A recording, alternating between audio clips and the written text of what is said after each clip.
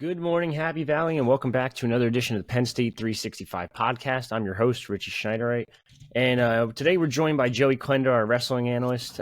Penn State Wrestling is back. Oregon State tonight. Big matchup out in Oregon. Joe, what are your your first thoughts on this one? I'm looking forward to it. There's a couple good matches, and Oregon has a pretty decent lineup, and it's always nice to see the bigger schools, Penn State and stuff like that, go out to maybe schools that don't have the same notoriety and give them, a little bit of publicity, I guess. So, Oregon State's got a couple of returning national qualifiers and an All-American. But they're a program that really doesn't get mentioned too often in terms of, national rankings and stuff like that. So, I'm looking forward to it. It's gonna be a good matchup. Before we even dive into these the previews and weight by weight predictions and all that stuff, just starting off with this, does Penn State finally have their answer at 125 in Braeden Davis? It looks like, according to the press release, he was the only name on there. It looks like he's going to get the start. I think that's probably the best option going forward, just based on, of the three between him, Steen, and Robbie Howard, it looks like Braeden Davis is probably the best option there. We don't know too much about Howard and his, battling injuries the last couple of years, but he was a little underwhelming in the early matches in the preseason and stuff like that. And Steen obviously has made a lot of improvements. He looked really good against Lehigh. His defense looked really good, and he took a really good kid into overtime and dropped that match, unfortunately. But I think in terms of the team race and with Big Tens and Nationals and just putting the best lineup possible out there, I think Davis is probably the guy. So I guess we'll see who they end up throwing out there, because in the past they've put one name on the press release and then somebody else ends up wrestling. But I guess we'll see what Cale ultimately decides to do. But if I had to say, I think I'd go with Davis. He's looked really good so far, and I think he is the best option. All right, so let's jump right into it. So Braeden Davis, 8-0 freshman, is going to start off, it seems like, projected at least, is going to go against number 13 overall, Brandon Kaler, who's 11-4 on the year. What are we thinking for this one? If Davis does get the start, it's going to be a good challenge for him. Kaler was a national qualifier last year.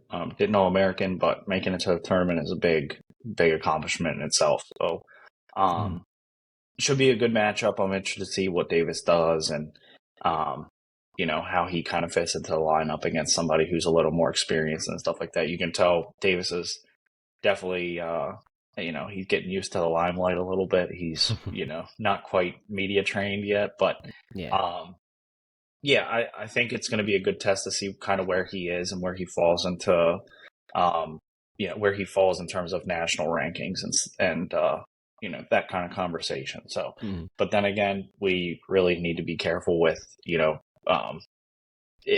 is that who Penn State's going to send out tonight? So, we're hopeful.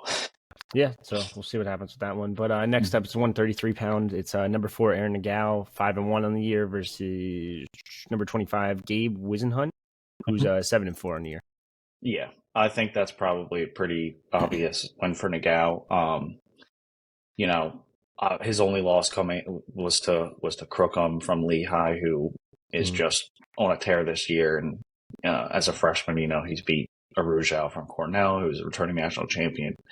But yeah, I'm thinking Nickal probably a pretty safe bet there. Gotcha.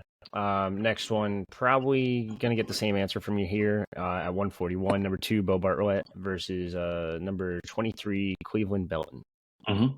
Yeah, probably Bo again. Bo's looked really good this year, and in the Lehigh match, the team kind of came out, especially the 125 to 157, the first half of the duel. Penn State looked a little slow, a little lethargic, and Bo was kind of the outlier in that. He's looked really good so far this year, and I think everybody's expecting big things from him. So, I think pretty obvious Bo will probably get the win there. Okay.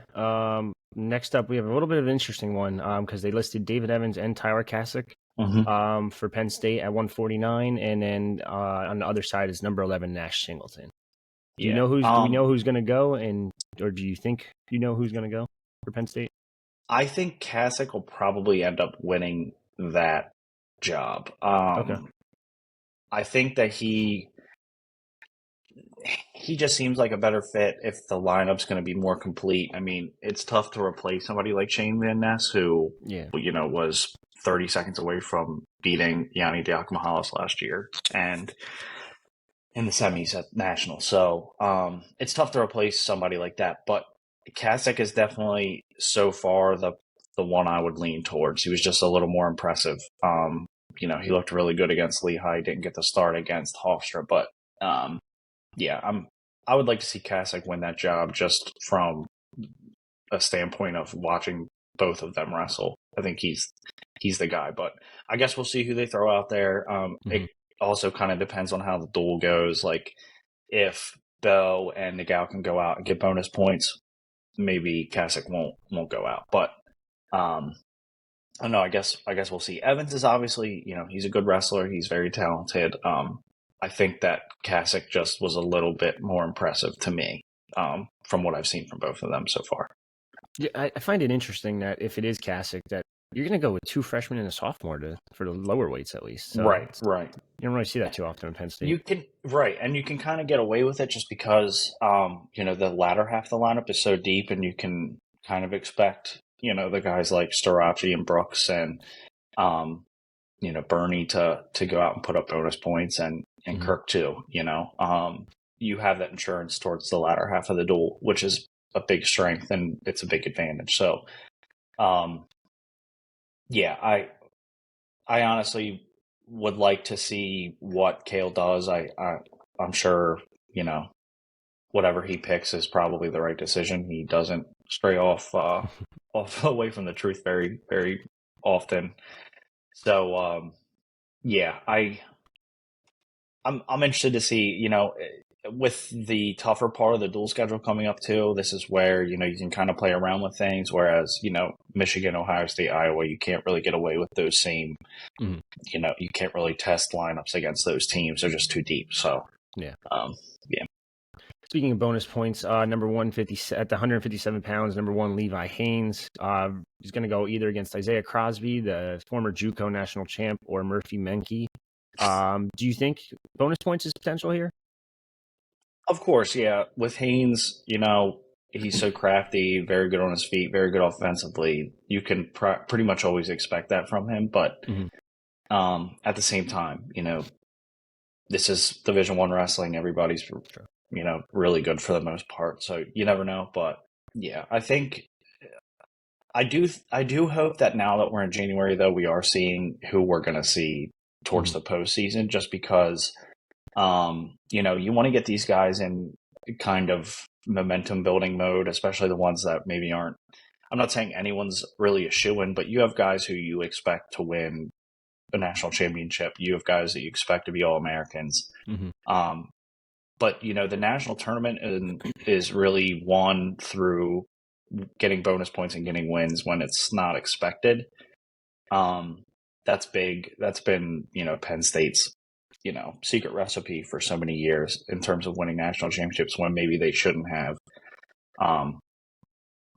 Getting the bonus points and getting wins when things don't look like they should, when those things don't look like they should happen. So, I would expect Haynes to go out and get bonus points and maybe lock this duel up. But, kind of stemming off of that, even if they go out and they have a pretty commanding lead after the break or going into the break, I would still expect to see the latter half of the lineup with the stronger guys wrestle. For sure. This next one's at least the closest in terms of rankings between the two. At 165, number 14, Mitchell Messenbrink versus number 12, Matthew Olgan. I don't know. I'm not good with pronunciations. Yeah, Mitch has looked really good this year. He's quickly becoming a fan favorite, and he's super fun to watch, and he's looked just great so far this year. And I'm expecting really big things from him. this is, I said a few weeks ago that, I thought that his ranking, what was it, like 14 or 18 or something like that at the time, was definitely not representative of, how good he actually was. And I knew he would make big jumps as the season went on. And he's been super impressive, and he's going to be on the podium this year. Where, we don't know, but he's definitely going to be an All-American. I think that in terms of what to expect from him, he's a very exciting wrestler, and I think he wants to go out and score a lot of points. And he hasn't shied away from that at all. He hasn't gone out and put, a half-hearted or like a slow effort in by any means. He goes out, he scores points, and he looks for the way he can help the team the most. So. Now, before we go any further, I want to kind of dive more into Mitch. Do you think he could have a potential Levi Haynes type like season from last year at least? Sure. Yeah, I think he's kind of given all the signs that he's more than capable of it. He's got great technique, and he's just a scorer. He's a natural scorer, and he presents a lot of challenges for the best guys in that weight class just because of how solid he is in pretty much every position, especially offensively. He's just really fun to watch on his feet. He has a lot of great attacks, and he's got so much experience. I mean, apart from being a great college wrestler thus far, I mean, he's won a world championship, and he's just so solid everywhere. I think he presents just a lot of challenges. He's not an easy match for anybody. So, I hope he. Haynes had a great freshman campaign. He had a lot of really close matches against a lot of really good guys as a freshman, and he edged them out, and just did enough to win. And then as the season went on, he just got better. And I think that's kind of what we'll see from Mitch. I think he is far from his peak, and I think considering how good he is already, it's kind of scary considering he will probably improve quite a bit between now and March. Which is really something. Yeah, for sure. Now this next one kind of intrigues me a little bit. I know it's Carter at number one for number one overall for the 174 pounder, but on the other side, you're getting Travis Whitlake, who finished number 10 last year, I believe, or finished in 10th place for 184 pounds, and spent 4 years at Oklahoma State. So I mean, I don't think he's a pushover, but it's definitely an interesting one. Yeah, it's definitely a little tougher of a matchup than what we saw from Carter against Hofstra. I don't know if you saw any highlights of that match, but it was just an absolute domination. It was bad. I mean, Carter went out there and looked like he was wrestling those rest light dummies, like the ones that are covered in latex. They're just like standing there, and you practice takedowns on them. Yeah, I mean, Whitlake, like you said, he had 4 years at Oklahoma State. I believe he's from Oregon. So, yeah, I mean, it definitely presents a little bit more of a challenge for him, but I just think that Carter's in such a position currently where he's just so good that I don't think he's going to have really too many close matches this year, and I don't think this one will be either. He's just entirely too sound and extremely confident. He looks great in every position as well. I don't know if we'll see bonus points from that, but I don't think it'll be a super close match. I mean, just considering what he did to Mekhi Lewis at the All-Star match, I know Mekhi Lewis kind of, he's been tending to that shoulder injury for a few years now, and everything. But Mekhi Lewis, he was a national champion and a very good wrestler, and so I just feel like kind of Starachi's just kind of set himself apart from everybody else. He's just that good. That's perfectly fair. Yeah. Next one's kind of interesting too, a little bit. 184 pounds. It's going to be number 2 Bernie Truex for Penn State against number 6 Trey Munoz. Trey Munoz is the back-to-back Pac-12 champ at 184, and I think he was seeded 4th last year in NCAA's, and an All-American last year as well. Yeah, he took 6th last year, and I believe made it to the semifinals. He's actually a son of Mark Munoz, who was, if anybody watched the UFC from like 2010 to 2013, he was a big deal. And but yeah, Mark was also a wrestler at Oregon State. But Trey, he came out last year, was seeded pretty highly going to the national tournament, All-American. I think with Bernie, obviously he's ranked super high at number 2, just behind Kakaisen from Northern Iowa, who Brooks beat in the finals last year. So, I think this presents this is probably going to be the closest match of the night, I would imagine. Like I said, Truex is obviously ranked higher, but he's 184 is more of like you could see anybody within that top 8 really doing well. It's not a weight class like 74 or 97 where the number one guy is just kind of head and shoulders above everybody else.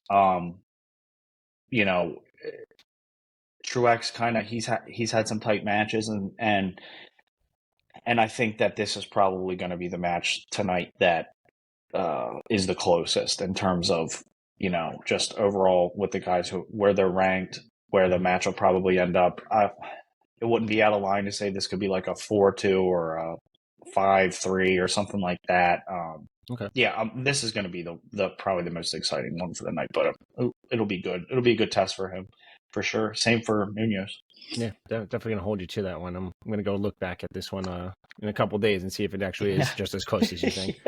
But next up, 197, number 1 Aaron Brooks is going to go against number 31 Justin Rademacher. Yeah. Freshman, yeah, it's another one that, if Brooks goes out there and wrestles, we're probably looking at bonus points. Brooks has looked so solid this year. I think now that we're in the latter half of the year, we're entering the spring semester. We were talking about this before the podcast. Might be an addition to that weight class that presents some challenges, but we'll get to that.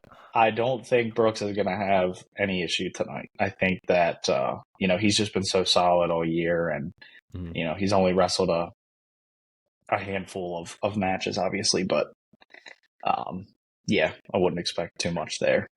And last but not least, at heavyweight, number 1 Greg Kirk, obviously, going against number 12 Boone McDermott, former Rutgers wrestler, but actually dodged Penn State twice over the past 2 seasons. And he's a JUCO national champ at heavyweight as well.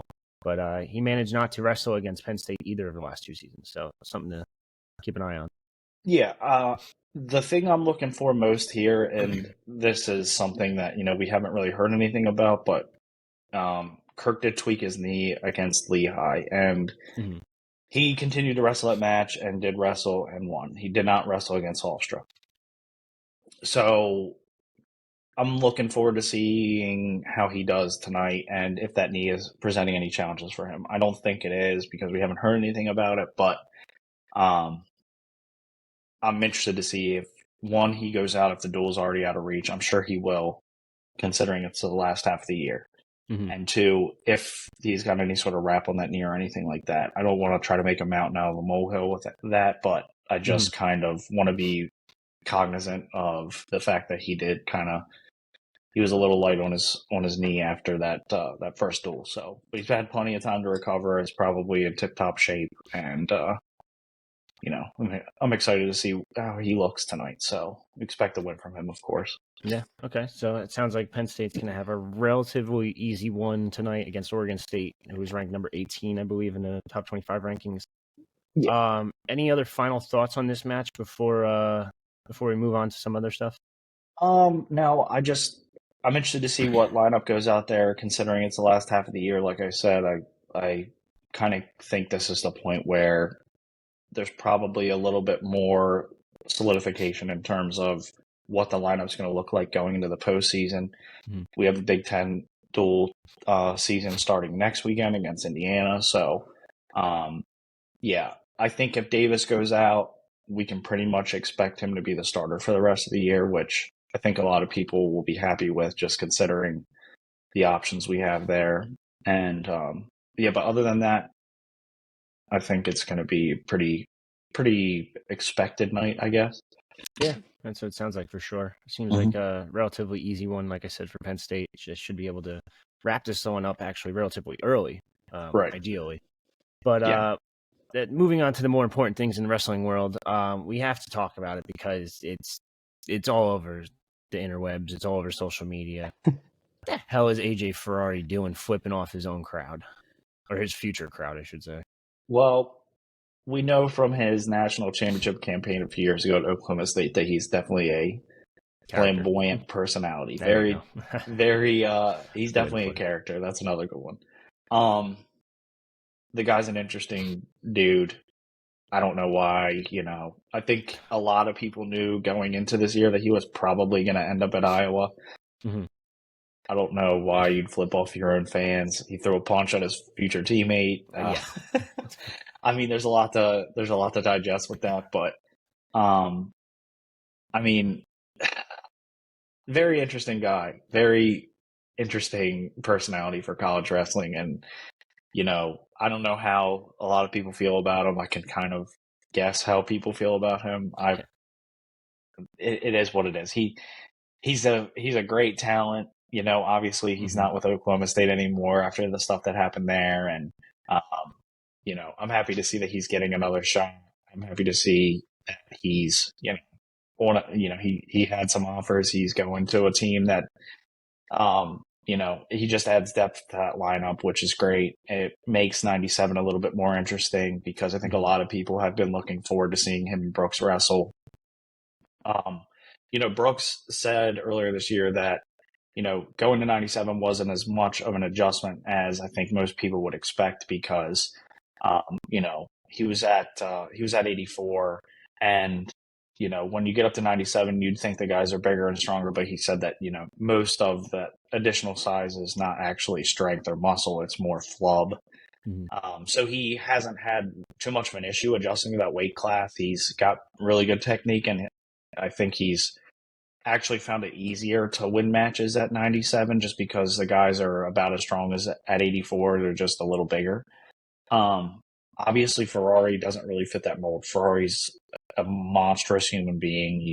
He's extremely lean and muscular, so he's obviously very strong. I think he probably presents the biggest challenge at 97 for Brooks, but I don't know. I might be biased, but I just think Brooks is just so good currently. He's, Ferrari obviously has been wrestling and training and all that stuff, but, this is going to be his first attached college match in, 2 years? So, I think so. So it's going to be interesting. I mean, and then the other part of it is they do have a duel in Iowa City later this year. So that's another thing we have to look forward to kind of benchmark where Brooks and Ferrari stand against each other. So that'll be good. But, yeah, I mean, what happened at that tournament with the flipping off the crowd and the split and all that stuff. The punch. Very interesting. Definitely adds some, it adds a little something to the year. That's for sure. Yeah, definitely. Interesting is probably the best way to put it. Yeah. We did see Iowa wrestle against, or I should say, a bunch of Iowa guys wrestle. Are they really a threat at all for the national team title? I think that duel does present the most challenge for Penn State in terms of like a duel, just because, if you look at their lineup, they're a little stronger than Penn State at some of the weight classes, and I think that's probably going to be their closest duel of the year, considering just the lineup top to bottom, looking at matchups, and then you take Van Ness out of it, and the guys you expect to win, like Nickal, like they'll have tougher matchups. And 25 is always kind of a toss up, but I mean, they have Drake Ayala and he's very good. And Davis is, kind of making a stride, then that makes things interesting. But I would imagine that in terms of a projected team score, that's probably going to be Penn State's toughest match. Yeah, for sure. You throw Ferrari in it, and they're in Iowa City. You have that crowd behind him. If he wrestles Brooks, that adds a little something. Where 95% of the duels for the year, you expect Brooks to win. I'm not saying I don't expect Brooks to win that match. I'm just saying that definitely presents a little bit more of a challenge. But yeah, I mean, you also have Michigan. You have Ohio State. Ohio State dropped an early season duel to Pitt. So, True. most people on paper would say, well, Penn State should win that easily, but it's just not that simple. It's much more complicated than that. So, but yeah, in terms of the whole year, Iowa is probably going to be the toughest duel. Okay. Yeah, totally makes sense. Mm-hmm.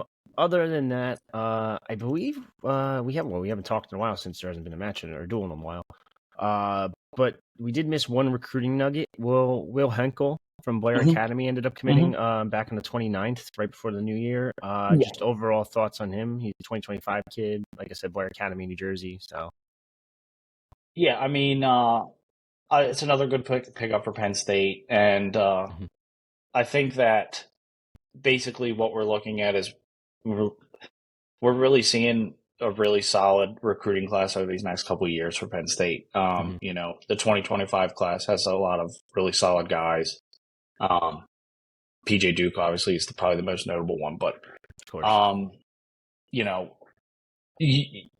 It's good to see in past years. It's not to say that Penn State's had underwhelming recruiting classes, but you've seen a lot of guys kind of Ohio State's always had really solid recruiting classes.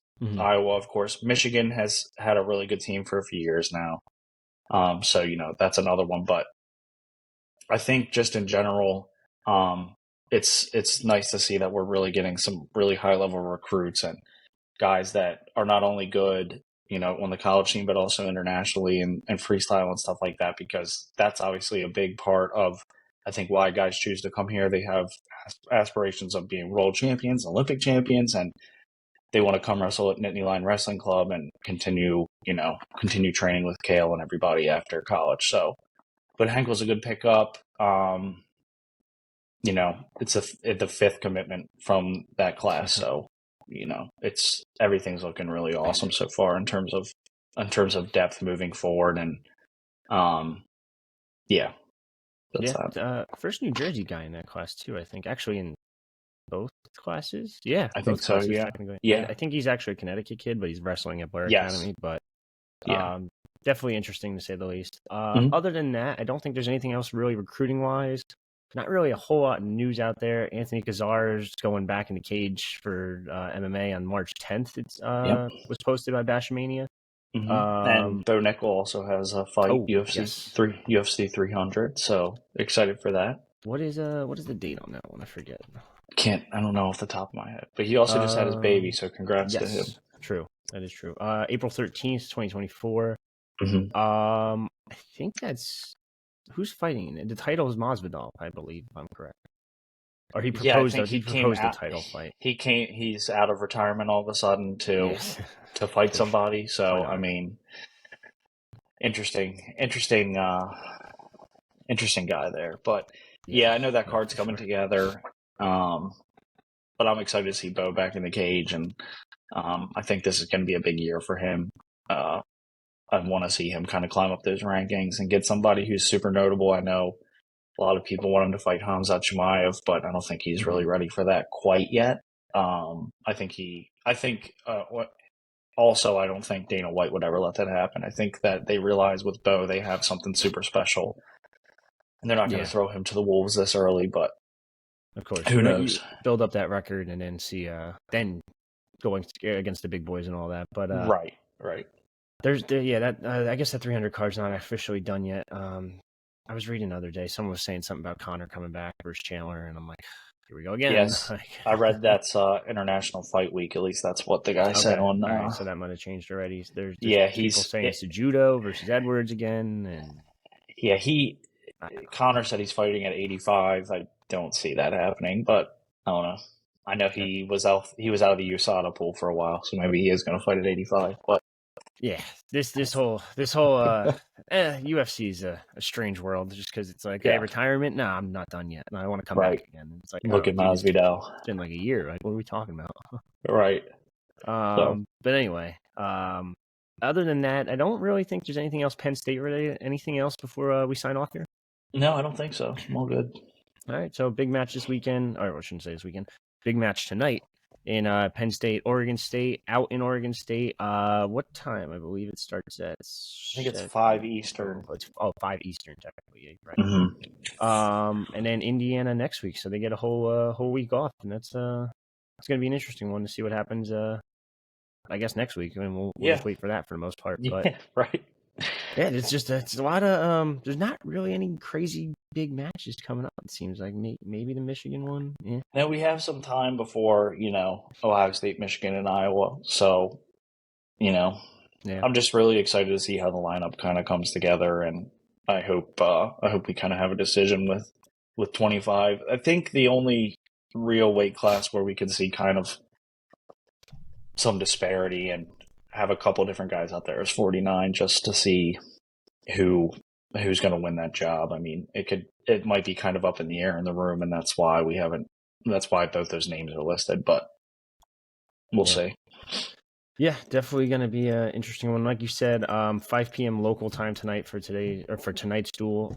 If you want to watch, and you're obviously not going out there, which I don't think a lot of people will be, pac-12.com/live. That's a hell of a URL. But yeah, I mean, check it out. I'm sure we'll have more after the match, and we'll probably have another preview next week for Indiana and all that stuff. Yep. But for me and Joey, that's another episode of the Penn State 365 podcast. Signing off.